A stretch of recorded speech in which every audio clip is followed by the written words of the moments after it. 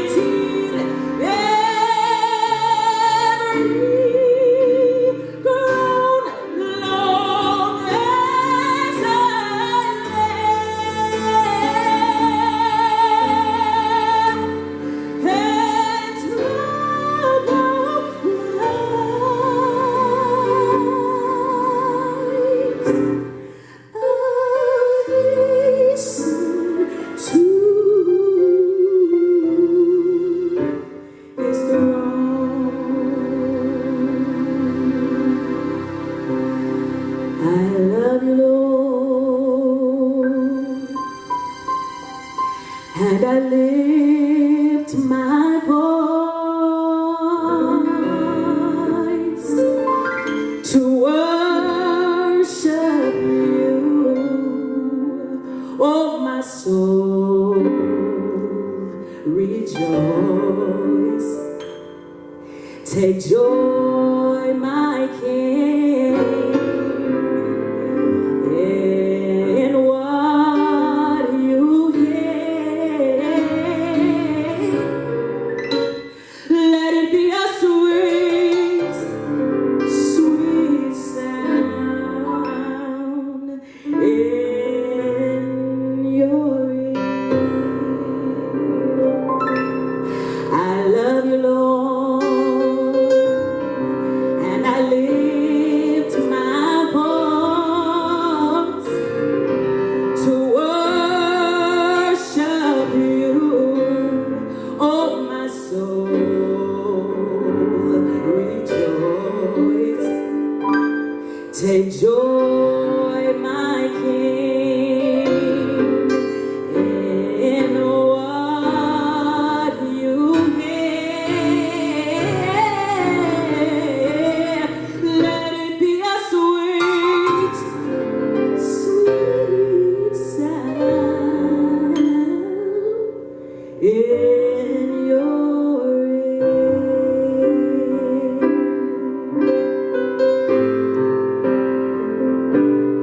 We exalt thee. We exalt thee. And this is the day that the Lord has made. And in spite of all that's going on, we shall rejoice and be glad in it. I have a perplexing word that I want to preach on today. But before we get started, let us begin with a word of prayer.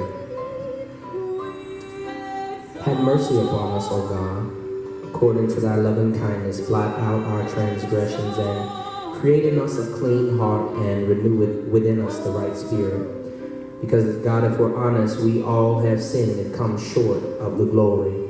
In times like these, we have to confess that we've said some things in love. We've said some things that were not in love that needed to be said, but we didn't say them the right way. Then also there have been times where we should have spoken up and we didn't say a word. And because of where we were lacking in the church of God, your children in the earth are suffering. So God, we ask that you have mercy upon us on today. We recognize that, God, at our very best, we're filthy rags of righteousness, but you still love us and you still use us.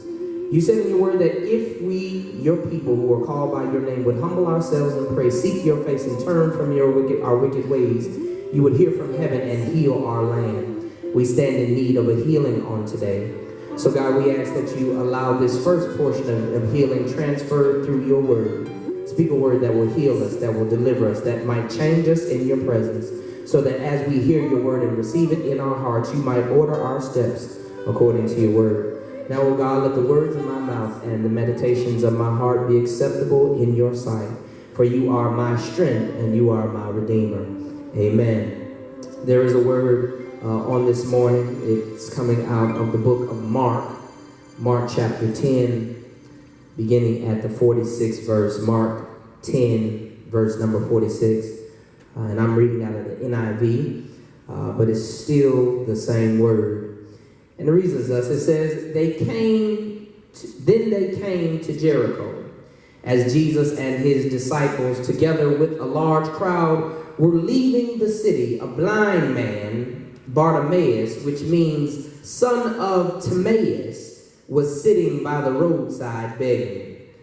When he heard that it was Jesus of Nazareth, he began to shout, "Jesus, son of David, have mercy on me." Many rebuked him and told him to be quiet. But he shouted all the more, "Son of David, have mercy on me." Jesus stopped and said, "Call him." So they called to the blind man, "Cheer up, on your feet, he's calling you." Throwing his cloak aside, he jumped to his feet and came to Jesus. Jesus asked, "What do you want me to do for you?" The blind man said, "Rabbi, I want to see." "Go," said Jesus, "your faith has healed you." And immediately he received his sight and followed Jesus along the road. I want to talk for just a few moments from the subject, if you will. I believe an appropriate message for a time like this. I want to talk from the subject between a mess and a miracle. Somewhere between a mess and a miracle.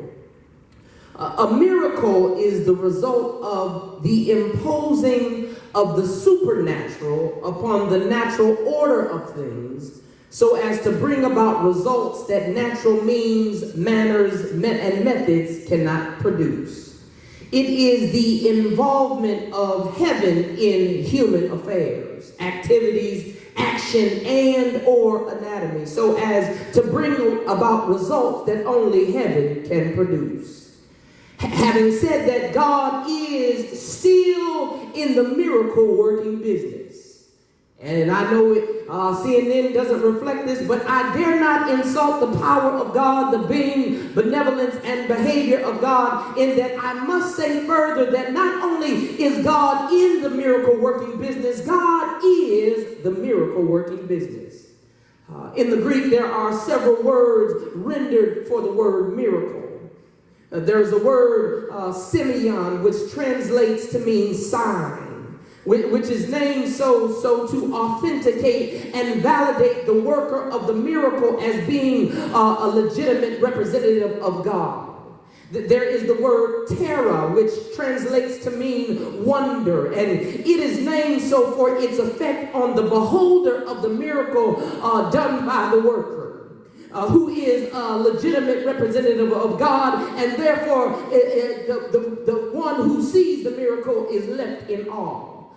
Then there is the word dunamis, which is where we get the English derivative dynamite, and it is named so as to indicate the capacity, ability, or capability of the worker of the miracle, who is a legitimate representative of God, who, having worked the miracle, leaves the observer in wonder. And in this text, I need you to understand, if you didn't understand those Greek words, I need you to understand that in this passage, all three words are present.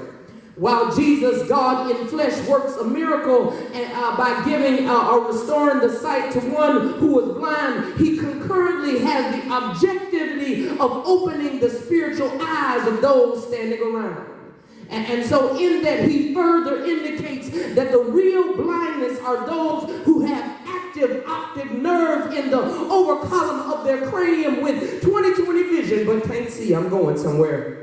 Because there are those who have legitimate fellowship between their pupils and retina, but they can't see. They can't see how to love. They can't see how to forgive. They can't see how to fellowship. They can't see how to get along. They can't see how to live a decent and dignified life of integrity. They can't see how to treat women. They can't see how to respect men. They can't see how to raise their children. They can't see that all black lives matter.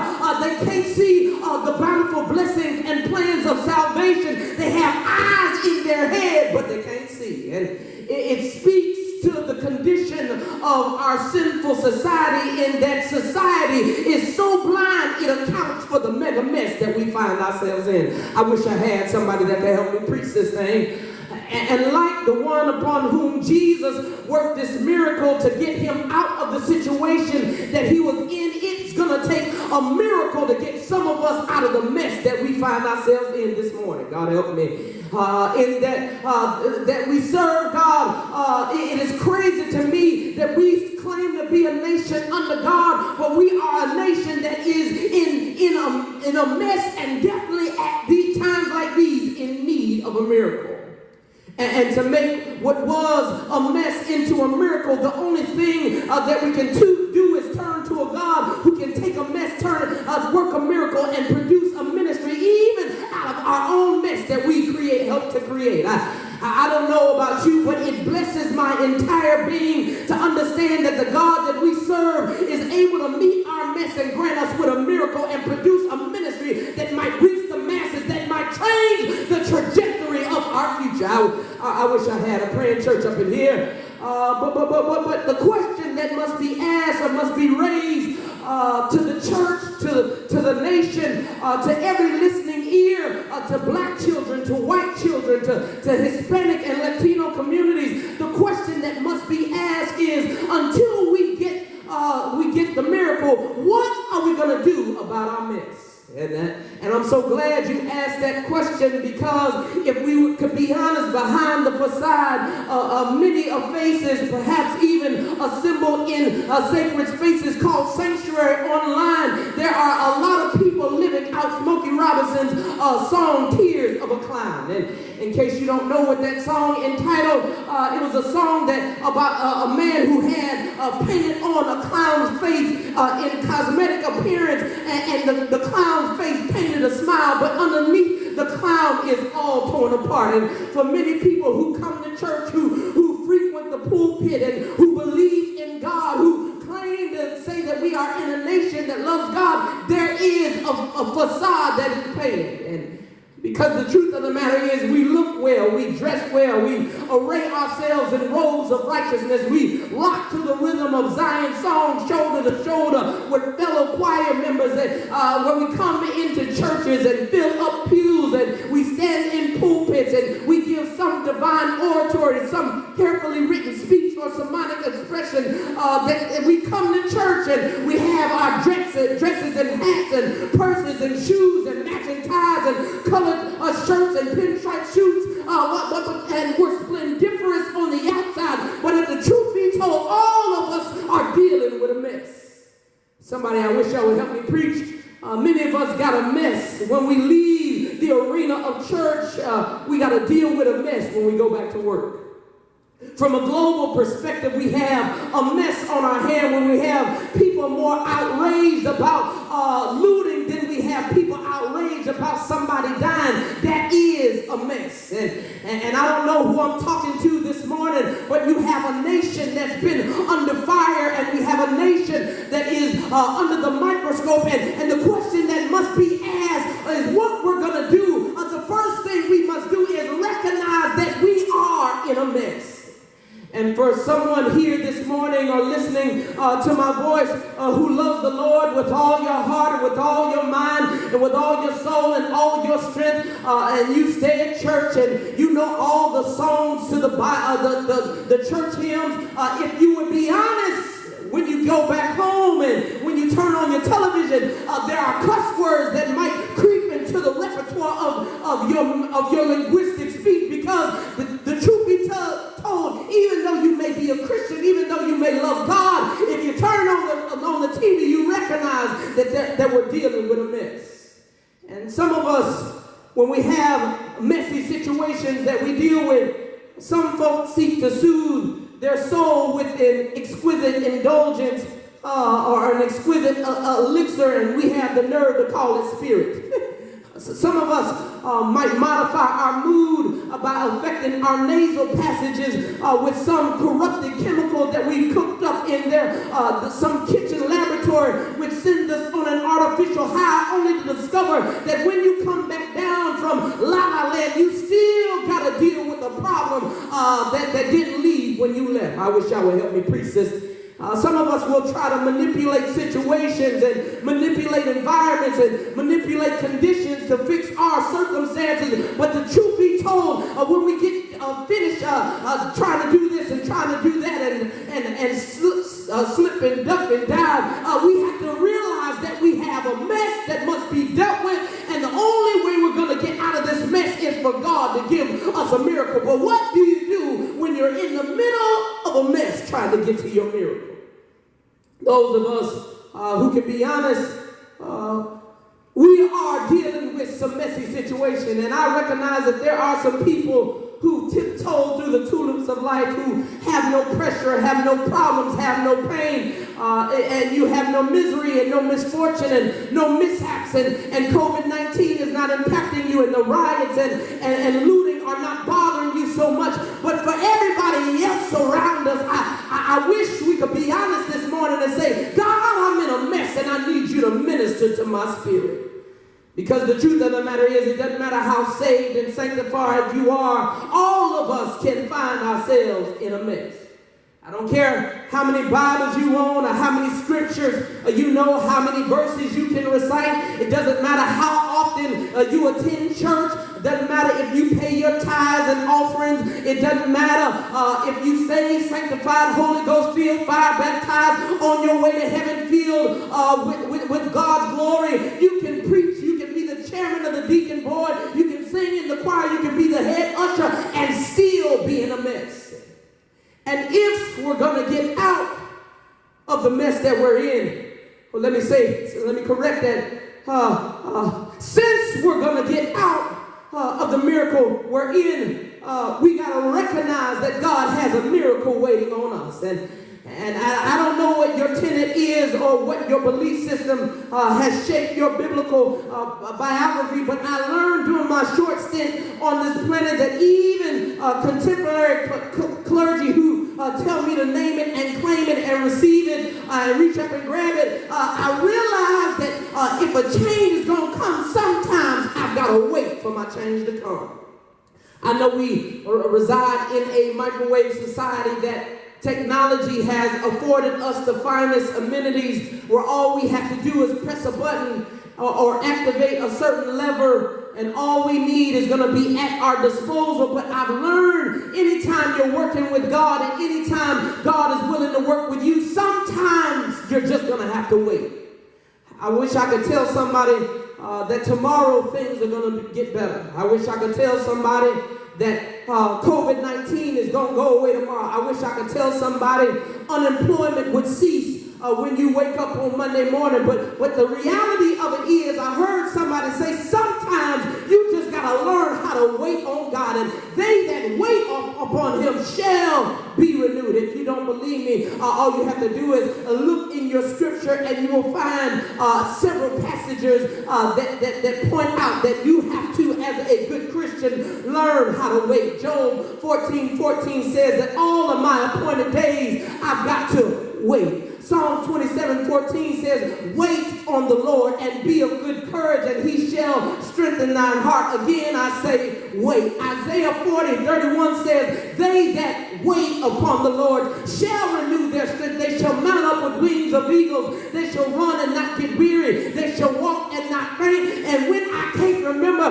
the right scripture, I have to go back to my grandmother's theology. She said, baby, you can't hurry God. Sometimes you just have to wait. You have to trust him and give him time, no matter how long it takes. But I promise you, he will show up at your showdown and show slack out, because God is always an on-time God. I wish I would help me preach this, but since I can't get no support this morning, let me get to my text. The text says, this man named blind Bartimaeus had to wait. The text calls him this man. The man in the text, his name that is called to him is Bartimaeus. But I want to correct something. Bartimaeus was not his name. Bartimaeus was a compound word, bar meaning son or descendant of, and Timaeus, which meant filthy, spoiled, and good for nothing. So when you put that word together, he was the son of nobody, not going nowhere, who had nothing going for him, because his condition had him labeled. Because society labels him as nothing and a nobody, having come from nowhere and ain't going nowhere. But not only is he blind and burdened, but he's also a beggar. I need y'all to stay with me for just 3 minutes. I promise we'll get to where we're going. This man does not have the wherewithal and the resources that others have. All he has is a dependency on the generosity of somebody else. And all of this is taking place in Minneapolis. Jericho. But today is the day of his deliverance. But watch this. Until he gets his deliverance, he has to wait. He has to wait, first of all, individually.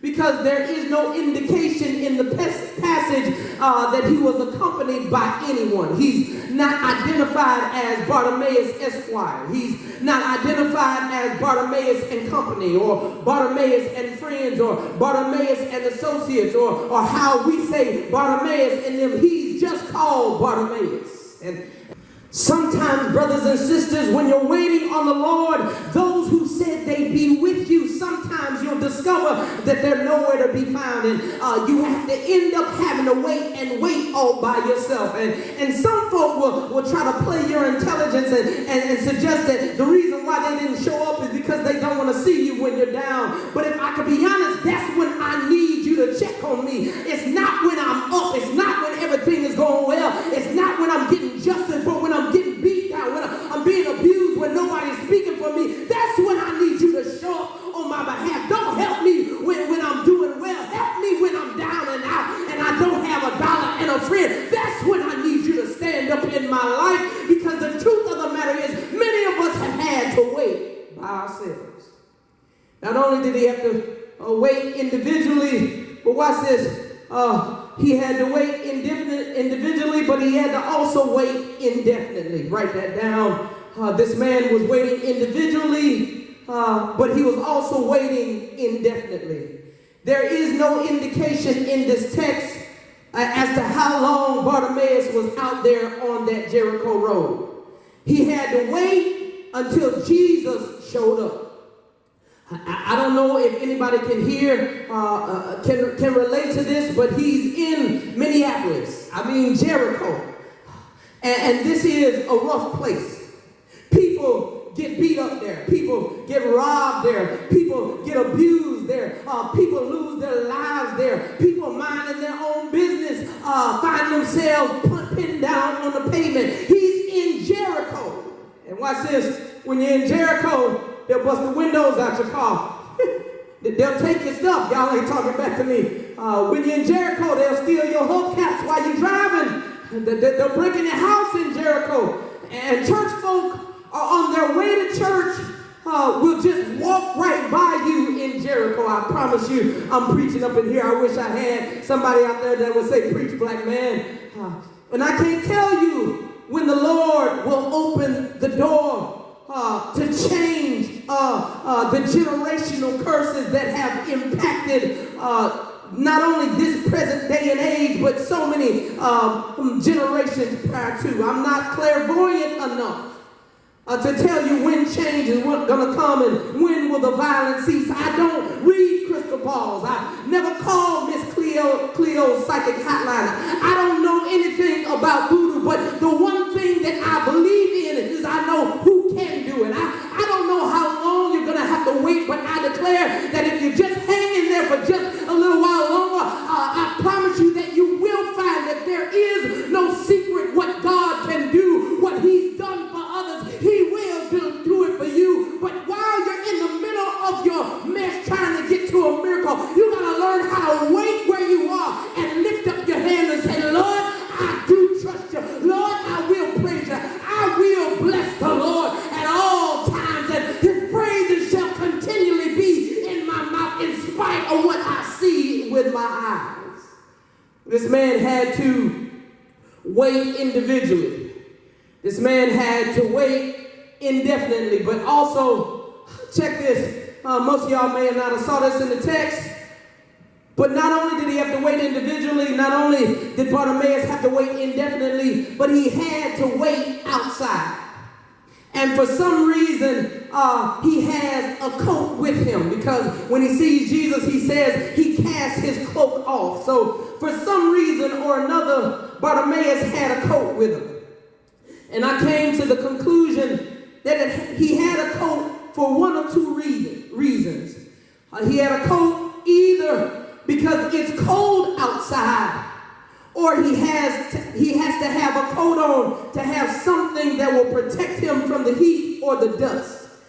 But the point of the matter is, whatever it is, whether it's cold or hot or whatever is going on, he had to have something that would help him buffer the elements. I promise you, I'm going somewhere. Just stay with me. God told me to tell you, sometimes while you're waiting, you've got to wait in some stuff where everything hits you all at the same time. God help me. Trouble hits you, pain hits you, poverty hits you, aggravation comes your way, children go slap crazy, husband bothers you, wife won't do right, and then you have to attend church online.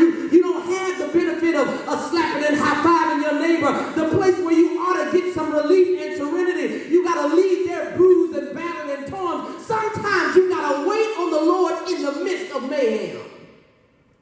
And a few years ago, I'm getting ready to close. A few years ago, my wife and I flew out to see my sister-in-law, Washington, D.C. For Christmas. And I'll make a long story short, but we had a series of misfortune and events that I don't have time to run down. But by the time we took off, we flew into a terrible thunderstorm. And the tower wouldn't allow our plane to land. So the tower said, we have to keep you in a holding pattern for almost an hour. While the plane was circling the airport, but the place where we were supposed to get picked up by my sister-in-law, she'd been waiting on us to arrive almost half a day, but the tower knew it was too dangerous for us to land the plane until the storm cleared. I promise you, give me 2 minutes and I promise you we'll get to where we're going. God told me to tell somebody, sometimes God will put you in a holding pattern because he knows it could be too dangerous if you get blessed ahead of schedule, just as the prodigal son. And some of us can't contend with the holding pattern because if you learn, some of us have to learn how to contend with the holding pattern, but if you learn how to wait, the Lord will let you land at the right time. You just gotta have the patience, the faith, the obedience to trust God that in the time of trouble, he shall hide me. But if I keep the faith throughout the night, if I just hold on till tomorrow, everything will be all right. Until I get my miracle, I've got to wait for the Lord. So watch this. Bartimaeus, he has to wait individually. He has to wait indefinitely. He had also to wait outside. And what I've discovered is he was somebody who learned how to master his means. I don't know what you mean. Master his means. Let me see if I can help you. Bartimaeus didn't have sight, but he had sound. He didn't have vision, but he had a voice. He used what he had to get what he needed. And I believe it was M.L. Scott who said many people impede their original self from becoming their best self because their original self is forever intimating another self, which is another self that they will never become. Some of y'all missed that. I used to be slow too. Let me be like Missy Elliott and flip it and reverse it. In other words, what Mr. Scott was trying to say is you have to learn how to take what God has given you and be satisfied with it and use what you've got to get to where you need God to take you. I know the grass looks greener on the other side of the fence, but you don't know how often the couple next door argue over how high their water bill is for their green grass. You got to learn how to take what God gives you, be satisfied with a little bit, and God will bless you with a little bit more. I can't pastor my church like some of the pastors in church. I can't do what somebody else is doing. I can't enact the same ministries that somebody else is. I can't duplicate what God has called somebody else to do. I gotta learn how to be faithful over the sheep that God gave me. And if I can be faithful over the sheep that God gave me, he'll enlarge my territory. The problem with many of us is we're too busy looking at what somebody else has or don't have that we lose sight of what God has given us. And if he hasn't given you anything else, he's given you a hand to lift up and say, Lord, I thank you. He's given you a mouth to give him the praise. He's given you eyes to see that they that wait upon the Lord, he shall renew their strength. He's given you eyes to see that even though trouble comes, God will protect me. And although the devil meant some things for evil, God is still working it out for my good, because all things are going to work together for those who love him and are called according to his purpose. And maybe I haven't entered into your zip code, but let me tell you this. This new generation of people absolutely blow my mind. We giving children everything. They got, my daughter's 2 years old. She got 2 phones. We go into parental negotiations where we have children telling their parents what they want to eat and what they want to wear. But when I'm a 80s born baby, and my mama raised me like I was born in the 60s. For me, I had to say yes ma'am and no sir. It was keep your pants up around your waist. It was keep your hair combing and get out of grown folks' conversation when they're talking. I grew up in a home where my mama knew how to master master her means. She didn't know. She didn't throw away pens that got skinned up at the knees. She plugged a patch on them and said, "Go back outside." My mama would take leftover meals and make up an entirely different meal the next night. You got to learn how to take what God has given you and tell him thank you. You ought to thank God for your little car. Thank God for your little house. Thank God for your little job. Thank God for your little health. God, thank you for my few friends. Thank you for my little income. Thank you for my 10 cents in the bank. God, I bless you at all times. And when you learn how to bless God with your little, God can bless you with a lot more. Because this man understood how to master his means. And I know that don't mean much to many of us, especially in times like these, but the scripture tells us that God can do a lot with a little. Because all Moses had was a stick, but he took a stick and God made a stick turn a sea into a sidewalk. All the lad had was a snack pack, but God took a snack pack and turned it into a banquet. All John had was a pen and a book to write in, and God showed him a movie and gave him a sneak preview of things to come. You got to learn how to use what God gave you to get to where God is trying to get you to go. Bartimaeus not only had to wait individually, not only did he have to wait indefinitely, not only did he have to wait outside, not only did he have to master his means, but watch this. Bartimaeus got with a crowd that was going somewhere. I'm getting ready to go. Because he became part of a party that was going somewhere. He's sitting on the roadside and he's begging. And the text says Bartimaeus hears a crowd coming. But watch this. There's something unusual about this crowd, because the crescendo of the noise that reverberates and has hit the sound waves that penetrated the auditorial canals of his head, he's hearing some hallelujahs from the crowd. He's hearing some thank you Jesus from the crowd. He's hearing some oh bless the Lamb from the crowd. And he's asked what's going on, and they tell him Jesus of Nazareth is passing by. And many never get anywhere because they all too often hook up with the wrong crowd, and many are paralyzed in their peril and will never pass from problem to praise, because all they're attracted to is the wrong party. Because there are some parties that ain't going nowhere. Some crowds ain't going nowhere. There are some folk that think that things will never get better. Things will never change.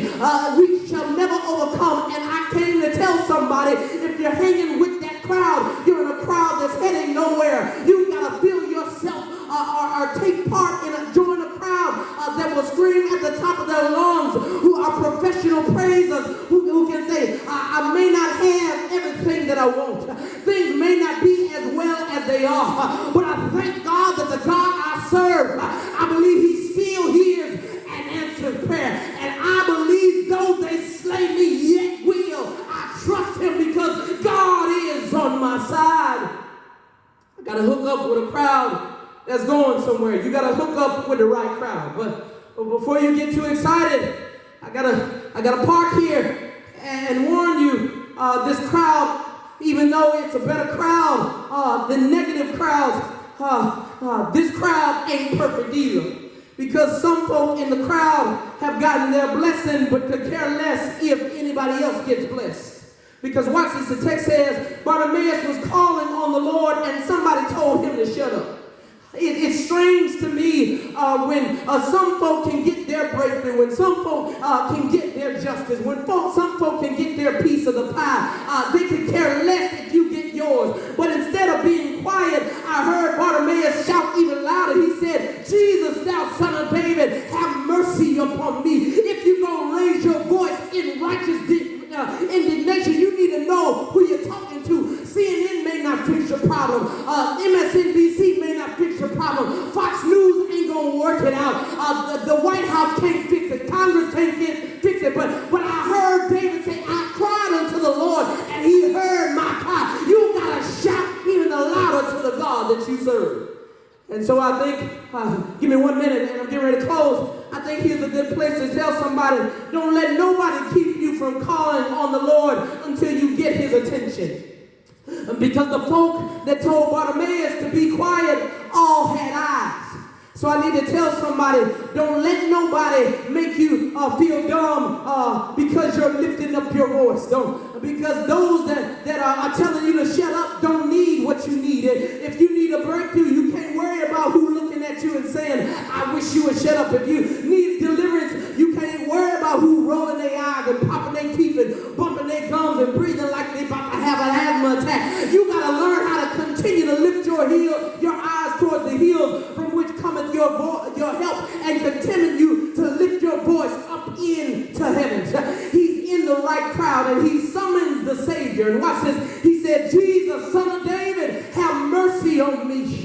Remember now, he asked the crowd what was happening, but when he found out that Jesus was in the crowd, he shifted his attention from the crowd to the Christ. I gotta go. There are some people hanging around you who can't help you, but there's somebody in the crowd who can pick you up and turn you around and place your feet on solid ground. And I know you may not believe it this morning. I know you may be in despair from what you've seen on CNN and Fox News and every television station about the atrocities that are happening in America. But I need to tell somebody that whenever Jesus is in the crowd and you get Jesus' attention, there's healing in the crowd. There's deliverance in the crowd. There's help in the crowd. There's joy in the crowd. There's peace in the crowd. There's mercy in the crowd. There's justice in the crowd. There's grace in the crowd, because Jesus is the lily of the valley. He's the bright and morning star. He's the Lion of the tribe of Judah. He's Mary's baby. He's Ezekiel's wheel in the middle of the wheel. He's Joel's war horse. He's the Prince of Peace. He's a friend to the friendless. He's a father to the fatherless. He's a mother to the motherless. He was born in a manger and wrapped in swaddling clothes. He took nails in his hands. He took nails in his feet. He looked up into heaven and said, Father, forgive America. They know what they're doing, but bless them anyhow. Father, forgive the rest of the folk that know not what they're doing. And on that Sunday morning, he died on Friday. But early on Sunday morning, he got up with all power in his hands. Restoration power, healing power, deliverance power, and he's got the power to change our situation. I know we find ourselves this morning in between a mess and a miracle. And I understand the aggravation of Black America. I understand the aggravation of those on the other side. But the one thing I do know is that we stand in need of a common denominator. And his name is Jesus. And he quotes these words, and I close. If my people who are called by my name will humble themselves and pray, seek my face and turn from their wicked ways, then will I hear from heaven and heal their land. While we are in the midst, are right in between our mess and a miracle, let us not forget the Master, who has the ability to produce miracles that can manifest as a ministry that can minister to the masses. God has called us to not forget the Lord and not to turn away just because we're angry, just because we're hurt, just because we're sad. God is still God, and he still does hear and answer prayer.